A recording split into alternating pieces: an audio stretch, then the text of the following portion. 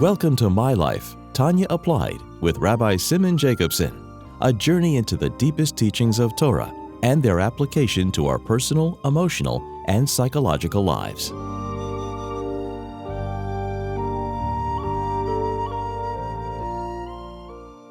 A good tavach, a good week. We continue our journey in the life-changing Sefer HaTanya. This program is made possible by Rena Lights LLC, and it's in honor and memory of Rabbi Yosef Halevi Weinberg Olav Hashalom, Rabbi Mesha Pinchas HaKohen Katz Olav Hashalom, and Rabbi Yael HaKohen Khan Olav Hashalom. It's also in schus and merit of Rabbi Zev Yecheskel HaKohen and Risha Katz Le'erich Yom V'Shanim Tevis for many long, healthy years. We are in the middle of chapter 18, Chai, Perik Yud Ches, discussing the second level of Ava, called Ava Mesuteres, that is inherent in each soul, in each Jewish neshama.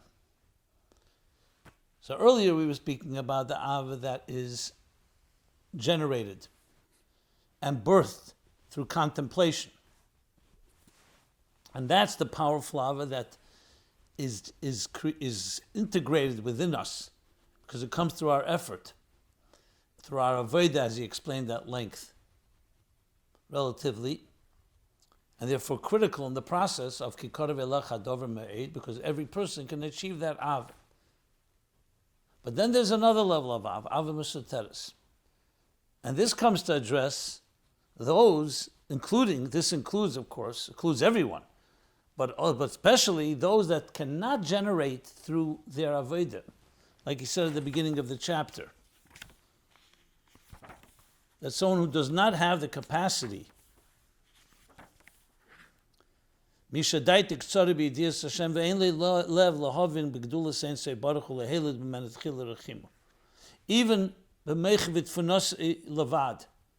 meaning even that lower level that is not a fiery passion, but at least you can say an intellectual love or conceptual, that he appreciates that it's worthy that God be loved. Even that he cannot generate. Afal pikein, you say karav elecha dover me'ed, because he can reach the lishmer lasses called mitzvahs from umka deliba. Why? Because there's another ava. If it was only dependent on love that we generate, someone can't generate, they can't generate. But since there's an ava mesuteres, like he calls it, that every neshama has, and has it, mesuteres shabalev klos Yisrael, and has it Yerusha Lonam Avesenu, which emphasizes even more that it's something that's in our very inheritance, it's in our genes, in our DNA. So therefore, everybody can achieve Korav Elecha Dov Meid mitzad that love. Obviously, the goal is to use both the natural inherent love and the love that's generated through Aveda. Then you have something that is sustainable and permanent and internalized and so on. But there is a scenario where you can say we work with the Ava Mesuteres alone.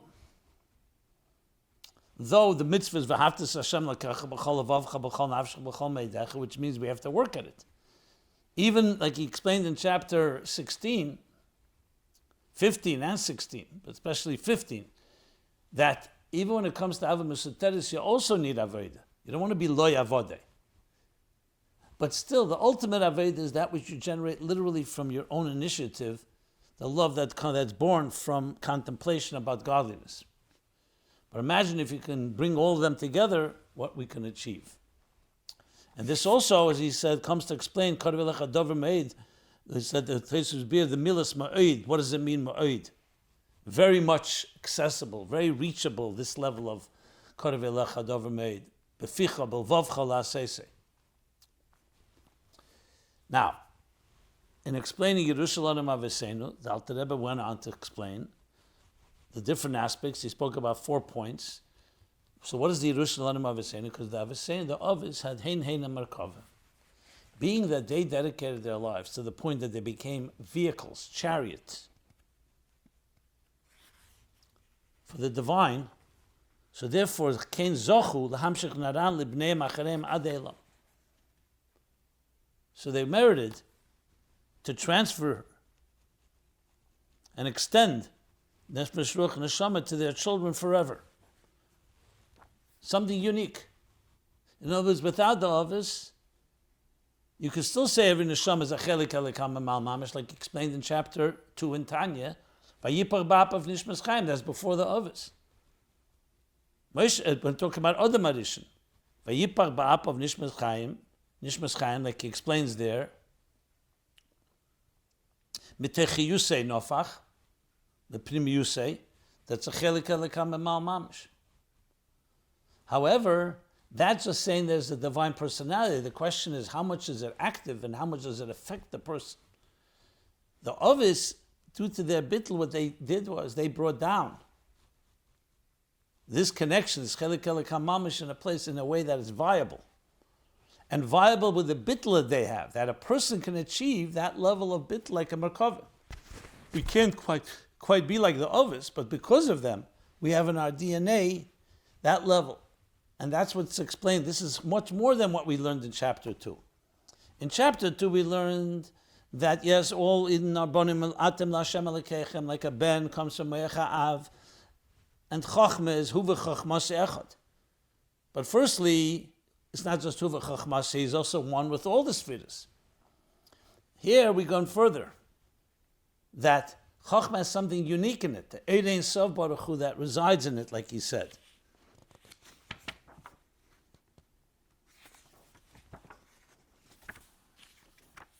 In the language of the Pedic, where he says these words. Let's go back to the words of Chochma. What does he say?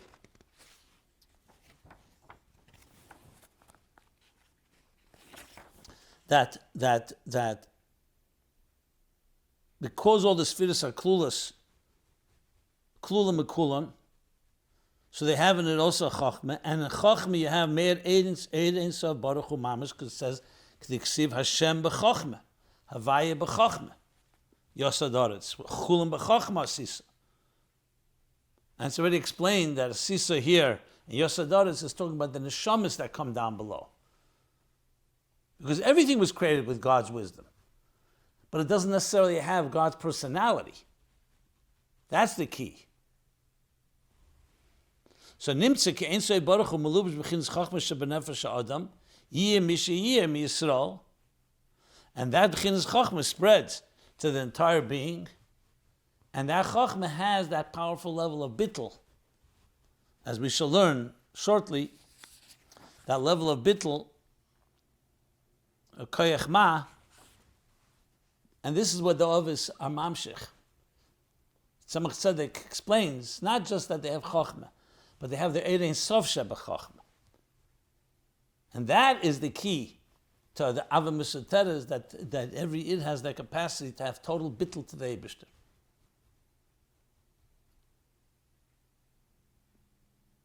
And this explains why we have to add Ovis and the Ovis. Because in chapter 2 he didn't mention the Ovis. Because what the Ovis add is that they mention that it should become something that has that level of profound bittul.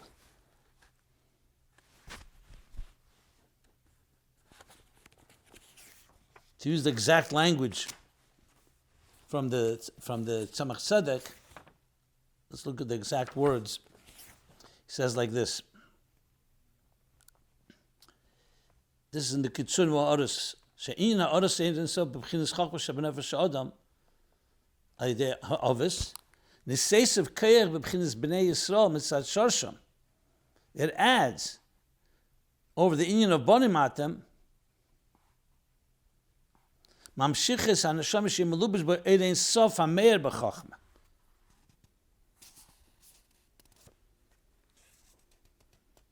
So Perek Beis alone, you could say that you don't necessarily feel the Erein Sof. Yes, it originates from Chelik Alikam and Mal Mamish. But here it actually comes down from the Yerushim HaOvis through their Aveda, that a person that we should have that level.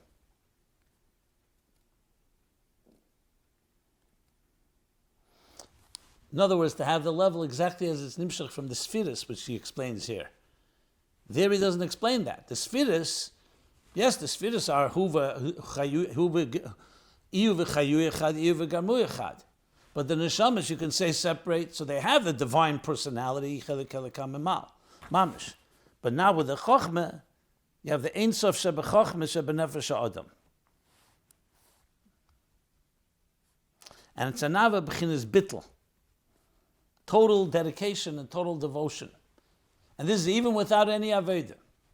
Obviously, with Aveda, the whole thing takes on another dimension. Okay. Then finally, the end of the section that we learned, he said, and that's why he brings this, that's Lepomim. There are times that even sinners, even people who are sinful people, can bring down great neshamas below. How's it possible? They themselves are not in that level. So you would think their children would be on the same level as them. So he said, no, because the neshama is not dependent on the Peish Yisrael. That's the neshama is coming from Chochma of Atzilus that has Ein Sof within it. And like he explained at the end of chapter 2 in Tanya, where he asked the same question. He said, L'cheira, we learn the Kisvei Arizal that is dependent on the zivug, the kavana of the parents when they give birth. So he says that's only the levush. But that some neshama comes from the chelik al mal mamish. But there's a distinction. There, the focus is on the levush. So therefore, it's talking about the kiddush ha'av, meaning the sanctity that the father has in the time when when the parents are intimate. So it's mashbi'a levush neshama. And that's why there he tzeichens the Likutei Torah of the Arizal and Taimei HaMitzvahs. Here he only talks about, he only tzeichens Sefer HaGilgulim. Why? Because here the main focus here is the mere fact that great souls can come down. He doesn't talk about the levush. There he says the levush is critical because everything channels through the garment. Even the neshama itself is also channeled through the garment, despite the fact that it could be a great neshama. But the focus of Sefer HaGilgulim is the mere fact that a great neshama can come from Peish Yisrael. Okay, so that's where we reach. Now the next section in Tanya, in chapter 18, is going to explain what is it about Chochma. Because Chochma clearly is now the interface between Ein Sof Baruch Hu and Nefesh Adam. In other words, take away Chochma, there's a certain disconnect. So Chochma is the bridge that allows, since there's a Chochma Shebenefesh in each one of us, that comes Yerushalayim Avosenu. So therefore there's Ein Sof Baruch Hu that resides. What is it about Chochma? So that's what he's going to explain now about Chochma. Now it's critical as well to compare. Remember in chapter 3, he already spoke about Chochma. He spoke about Chochma in the context of Chochma Bina Das. There it was about the contemplation, beginning with the conceiving in the mind, and then the contemplation in Bina, and the iskashus, the bonding and devotion of Das that gives birth to emotions. Here we're talking about not that which gives birth through Aveda, through our contemplation, through our Chochma, Bina, and Das. Here we're talking about the Chochma Shebenefesh that we're born with. So he's going to explain that this Chochma has an element to it that's beyond even the concept of conceiving. So in other words, there's the Chochma that we initiate. You focus Shema Yisrael, Hashem Elokeinu, Hashem Echad, Baruch Shem, and that brings to V'ahavtas Hashem Elokecha through contemplation. It begins with a Chochma, like he explains in chapter 3, and then Bina, and through Das gives birth to Midas, as he explains there. Here we're talking about now this Chochma Shebenefesh that has Ein Sof Baruch Hu. So he's going to explain Chochma on a higher, deeper level. That's a short introduction to what we're going to learn now inside. So he says like this, Hine, let's learn inside now. Hine, ha-chochma hi mokar ha-seichel v'ha-havona. Now, Chochma is the source of intelligence and cognition.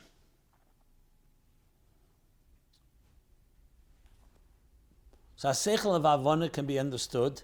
What is the difference between seichel and avona? Seichel, you could say, is the conceiving of an idea, and avona is the understanding of the idea, the contemplation of it, the comprehension of it. Different ways you can translate it, but that's the content. In both cases, he says, it's the mokar ha-seichel v'avona.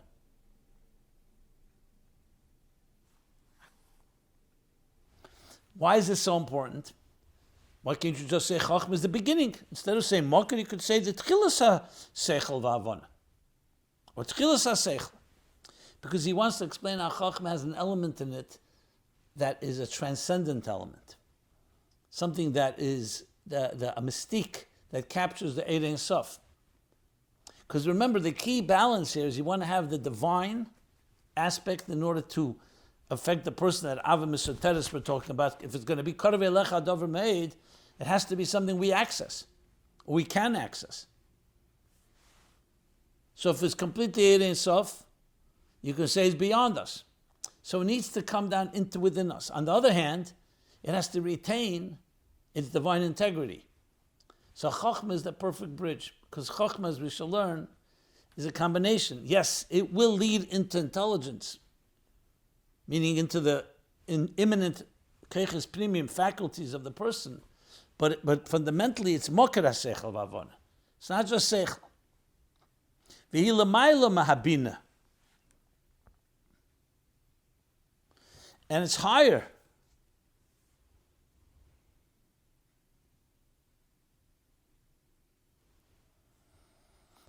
It proceeds, but it's also higher in quality of Bina. What is Bina? Shehu havonas haseichel v'asagose.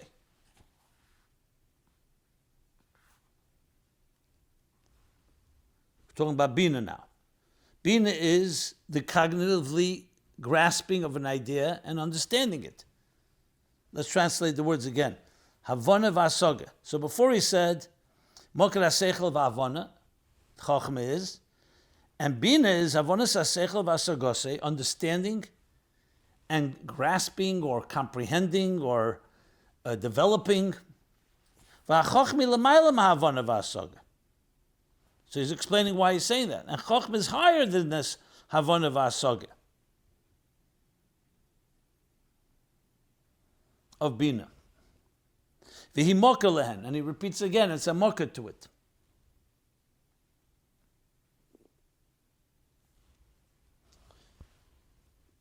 So higher, but remember, we also want it to be connected because he wanted to become integrated. If you remember, he said earlier, keep in mind, we spoke about Chochma, so then he said, not just that Chochma is the Keli, that Ein Sof Baruch Hu Melubash B'chinas Chochma Shebenev. Then he says the following, that Chochma Sheba, Im Ein Sof Baruch Hu Melubash Bo Mispashetes B'chol B'chinas HaNefesh Kula, Lach Yesa. So it extends. That's why you have to say it's also a Mokar, meaning it's going to extend into the lower levels. B'chinas Reisha, B'chinas Ragla, from the head to the foot, from the top to the bottom. So here you see. So on one hand, it's higher than Hasaga Avona V'Hasaga. On the other hand, it's a Mokar lehen. Now it's not a contradiction, obviously. Being higher and is being a Mokar. So you have everything going on here. So you have a perfect interface channel. So generally speaking, we understand Chochma usually as being the Nakuda, the spark of an idea. You have a flash of an idea. And then that idea gets developed in Bina, in details. And you see, there are individuals that are great at conceiving ideas. They're great idea people, but they're not good at fleshing it out. Then there are others that they won't come up with ideas, but give them an idea and they'll develop it brilliantly in details and break it down. And you need both.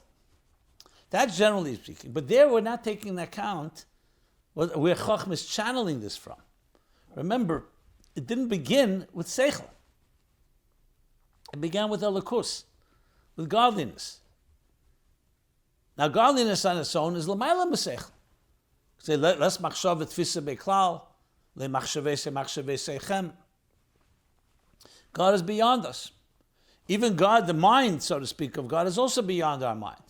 So Chochma comes and plays the role of the interface between the Eid Ein Sof Baruch Hu, which is beyond intellect.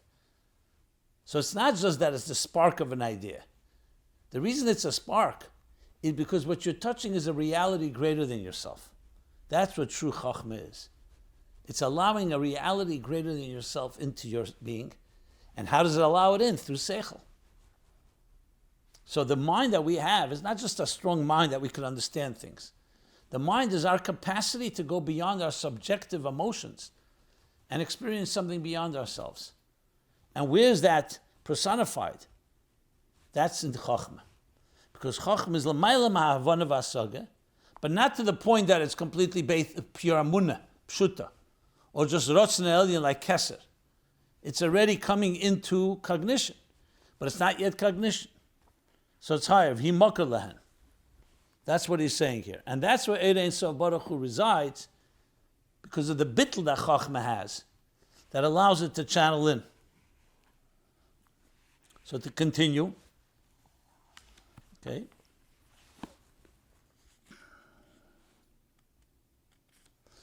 In some places, actually explains the difference between Chochma beings like Riyah and Shmiyah.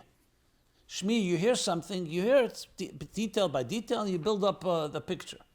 Riyah, you see it. There's a certain reality, samtus. When you see something, it's not just quantitatively more than hearing it. There's something about it that you cannot just even put your finger. That's when ein eid nasadayim. A witness can't be a judge, because once someone witnesses something, you can't be objective anymore. And a dayan needs to be objective. So someone who witnessed something, the riyah creates such a hisamtus. Now, hisamtus, a type of resonating truth, is that seichel or not seichel? On one hand, it's absolutely seichel, because it's a resonating truth. On the other hand, it's something more than just pure intelligence. In Bina, it's a mathematical equation. You listen to the evidence. I'm not talking about the aid. The dayan listens to the evidence and hears out the witnesses. And then you slowly develop with your mind. You try to understand and recreate and reconstruct what happened. When it comes to, however, the Riyah of Chochma, there's a certain sense of truth there, of something beyond you.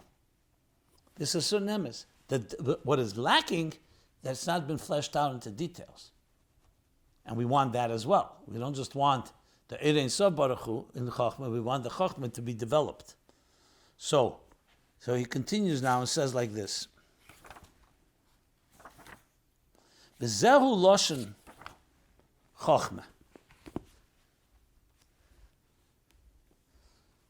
This is the very expression, the term Chochma. What does the word Chochma mean?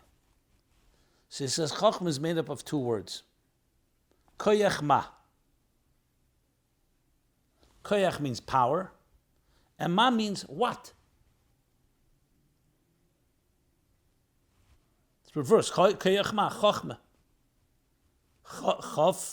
Ches chof, it's koyach, and then comes ma. This says in the Zohar, Cheli Gimel, Lamed Aleph, 34a, koyach ma. Shehu ma she'einu musag u'muven. What does the ma refer to? Like when you say what is this? What is that? An idea falls in chair and you say, wow, what was that? It's like almost a surprise, type of epiphany. So what is the surprise element means you're touching something that is beyond. It's not like expected. It's almost a type of, as I said, epiphany that falls like a spark. Where did it come from? The flash of an idea. You're struggling with a question and then suddenly comes up an idea. There's always that moment, that aha. And there's a certain profound pleasure, a profound resonance that happens. You may not be able to explain it, you may not be able to spell it out in detail, but there's something that you sensed, a moment of truth that you sensed. It's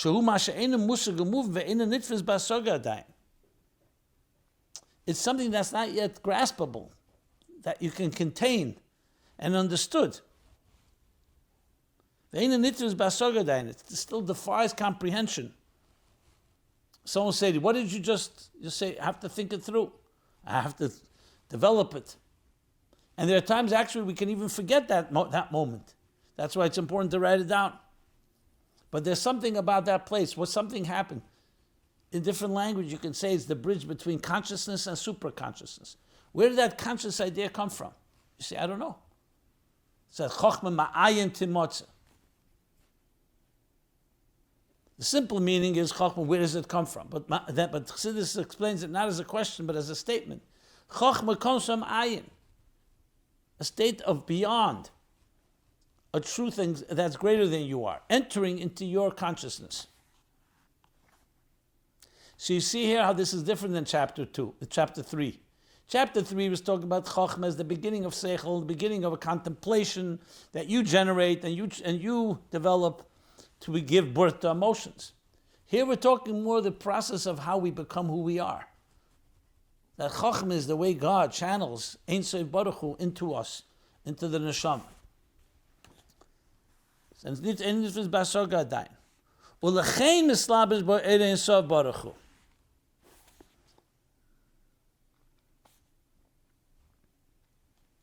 That's why. This exactly is the reason, because Chochma is perfect properties, has the perfect personality, being that it doesn't have any substance of its own. Bina is already considered, this explains, Bina is called a yesh, compared to the ayin of Chochma, to the ma of Chochma. What does a yesh mean? It has substance. That's the whole purpose of Bina, to understand something. Chochma, however, is barely, like the example of Chochma is the yud. Yud Kei Vav Kei, the yud, the spark. Doesn't have that much substance. The yud is the smallest letter, just a spark, a point. That's why the infinite divine, Ein Sof Baruch Hu, resides there and can be expressed through Chochma. The less machshav et tfisa beklal, because no thought can grasp the infinite of Hashem. So where can it be manifest? So you need something that's super-conscious, something that's pre-cognitive and pre-comprehension. That's what Chochma is.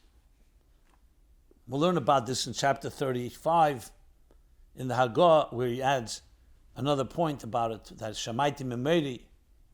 The Alter Rebbe says, I heard from my teacher, the Maggid, that in Chochma resides the concept of Hu Levadeh Ve'en Zeloseh. So it's a different topic, but it has a certain common, that it's manifesting something beyond us.